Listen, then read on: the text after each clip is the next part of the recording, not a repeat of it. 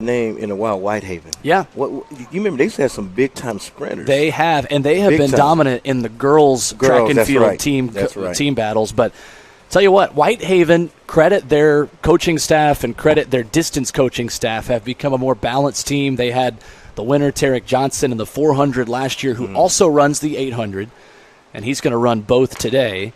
But as we get things started in the boys 4x800 in AAA, that's one of the teams that could make a little bit of noise. They have 17 points, putting them in fourth after the field events, which is very solid, always spectacular in the sprints. But it's going to come down to Memphis Central versus Whitehaven in most of the sprints and the sprint relays.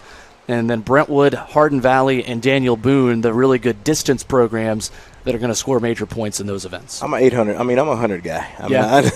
And you've got a pretty good 100 guy that's going to run today. Jordan Ware, we mentioned him. I'm a 100 guy. But just with the 800, and I know I ask you this all the time, but I love to hear your input because you have so much wisdom on it.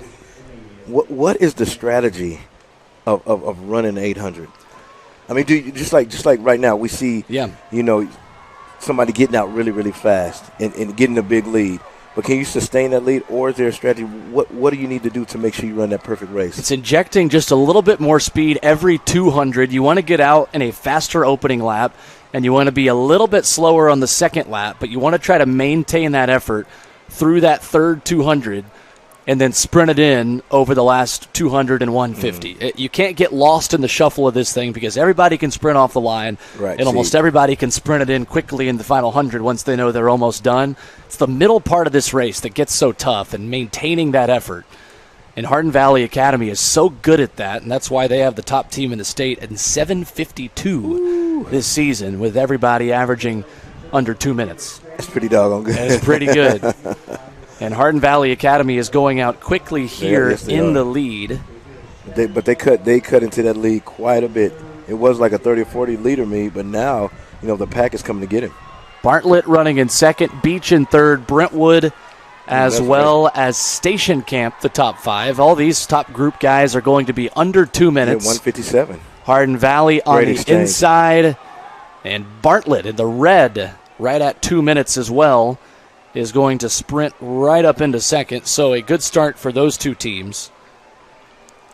Hardin Valley Academy, the favorites. Right now. It is.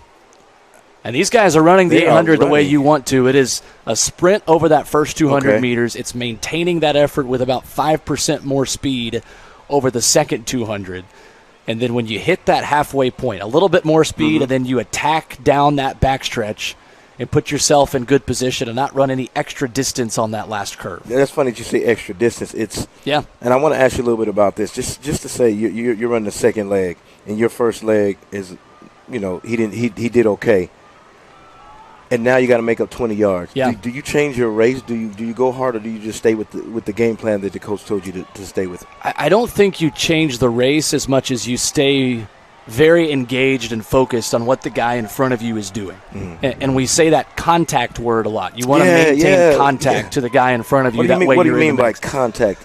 You teach him. I'm writing all this stuff down. Well, it's basically staying mentally engaged and thinking to yourself, it's still possible for me to catch it. Yeah. If you get about 40 to 50 meters behind a guy at an 800, pretty much over at that point. If you can stay within 20 to 30 meters and just give yourself a chance, that way the second the guy in front of you slows down, the door's open and you can walk into it. But if they slow down but you're still 50, 60 meters back, at that point you're only focused on yourself and you're not focused on what the guy in front of you is doing. So that's also the job of the coaches that are watching, that are relaying information to their guys, saying, hey, you ran faster than the guy in front of you. He may look like he's way down there, but you just ran a 58 and he ran a 61. That's so good. It's kind of like, and I'll explain that when they get this exchange. Yeah, Hardin Valley and Bartlett are side by side right now, 356 and 357. So another 158 from both Hardin Valley and from Bartlett. A good start to this race for those two teams. Brentwood is standing there in fourth, right on the hip of Daniel Boone. So big points up for grabs between those two teams. But right now it's Hardin Valley looking to take all 10. It's like you said when you talk about contact. And I'm going to talk a little bit when I run the 100-meter dash and the 200-meter dash. Is when I was in the NCAA championship, there was a guy from UTEP. I mean, he was really, really fast. I mean, he ran 20.2. But in prelims, I said if I can stay with him coming off the curve, I got him.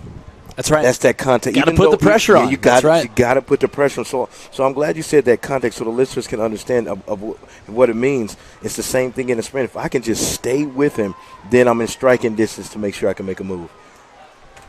Hardin Valley right now still setting the pace. Bartlett, Daniel Boone is still very much in this thing too, as is Brentwood High School, Beach, and Science Hill.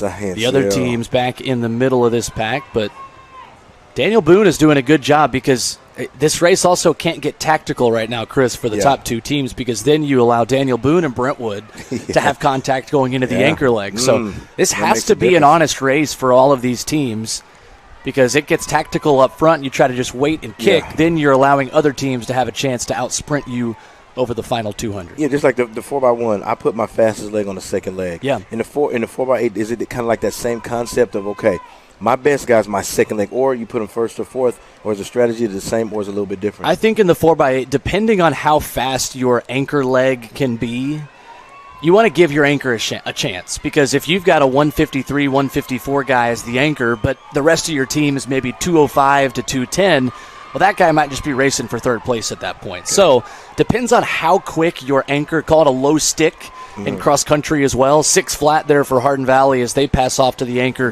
right ahead of Bartlett and Daniel Boone.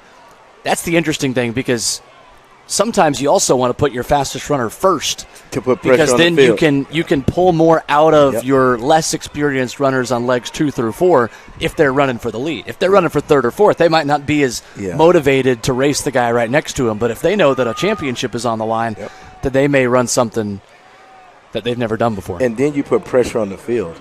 You do. On everybody else. Definitely because do. I think it was about 4 years ago when we won the 4x2, and when I was at Montgomery Bed Academy, still there, Innsworth was the better team. Yeah. But what I did is, I said, I got to have a strategy. I got to figure out a way to put pressure on them. So what I did is I put my fastest leg on the second leg, and we got a big lead. So now their fastest guy, which was last, he started to press and tighten up because he couldn't get him. So this is going to be a good finish right here between Hardin Valley Academy and Daniel Boone. 1 lap to go. It's a 2-second gap, and Daniel Boone has done a ton of work to get back in this thing. A rematch of the Section 1 championships. Daniel Boone has run 7:52.25. Hardin Valley has run 7:52.63, and this thing is going to come down to the final 250. Interesting. Daniel Boone now has contact right on the shoulder of Hardin Valley into the final 200. Oh, he got him. And we've got our best finish so far to start off the meet. I don't know. Is it? You think he kicked too early? Daniel Boone has made a move. Hardin Valley has to respond right now in order to give themselves a shot over the final 100 meters. What a race. Making the turn. What a finish in our first race of the day. Daniel Boone trying to finish strong. Hardin Valley has had the lead since the beginning. And Daniel Boone, they take a peek over their left shoulder. The Trailblazers blaze a trail to first place. What a comeback. That was a great comeback. 10 points to Boone. Man, great job. That final leg was amazing. And the one thing that I love that he did is he stuck with the strategy. He didn't pass him right away. He made sure he got to the 250 or 230, and that's when he made his move and he put pressure on him. Great race. So Bartlett finishes up well, as does Brentwood. All of our 16 teams will finish up their 4x800s right here. That is tough to do, Chris, having an anchor that gets the baton 30, 40, 50 meters behind the lead. And you saw what he did right there, though. He waited until 250 left. He cut down the distance just a little bit on every 200 and then made his move. But when you make that move, it's got to be assertive. You can't make a move and then give the lead right back up, because then you've exerted all this energy and then it's over. Yeah, and you saw it. You could actually see it. Yeah. I mean, everything that you explained to me is everything that I saw. I promise you. They're listening to us up here as we talk about it. That was phenomenal illustration of what you said, because everything that you said is what we saw.